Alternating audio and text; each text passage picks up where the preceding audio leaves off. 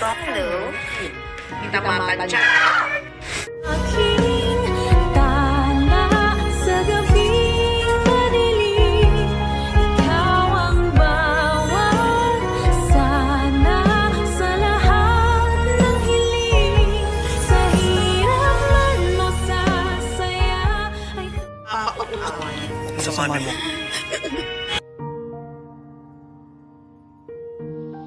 Ay, grabe talaga nangyayari ngayon sa abot kamay na pangarap na kung saan nga dito unang-unang pinakita is ito ngang si Lynette. And yes guys, talagang galit na galit siya dito kay Lyndon at nagtatanong nga siya kung meron ba silang relasyon neto ni Zoe. Yes guys, nakita kasi neto ni Lynette ito ngang si Zoe is hinahag niya ito ngang si Doc Carlos. And yes guys, talagang nagsiselos ito si Lynette at talagang iniisip niya, nako baka meron tong relasyon at o baka meron tong tinatago itong dalawa sa akin.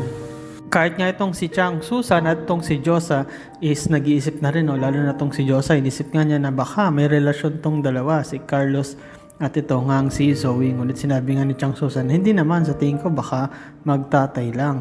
At dito nga guys, ipinakita na kung saan ito nga si Giselle is unti-unti nang nakakagante dito kay Moira. And yes guys, ito nga si Moira is nasa kulungan na at yung dati niyang buhay na marangya, nasa hotel, masarap pagkain, malambot yung higaan ngayon is nasa sahig na lang siya natutulog doon sa kulungan at yung pagkain hindi rin ganun kalinis at masarap pero wala siyang choice. At dito nga Google pinatong si Moira, kawawa naman siya, pero alam ko gustong gusto yun ng mga netizens at kumbaga hindi ni karma na sa lahat ng ginagawa niya at nagpakalala nga sa kanya si Madam Lotus. Ngunit itong si Moira is bad trip, bad mood, kaya tinalikuran niya ito at pinagsagot-sagot. Sabi pa niya na baka hindi kita matansya, umalis ka dyan. Ngunit hindi yung nagustuhan ni Madam Lotus.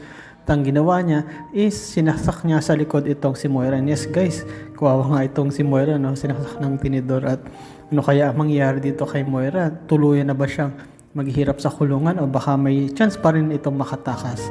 Abangan natin yan guys, at salamat sa panonood nyo sa aking channel. Update ko kayo palagi about dito nga sa abot kami na pangarap, lalo na sa mangyayari dito kay Moira. Salamat!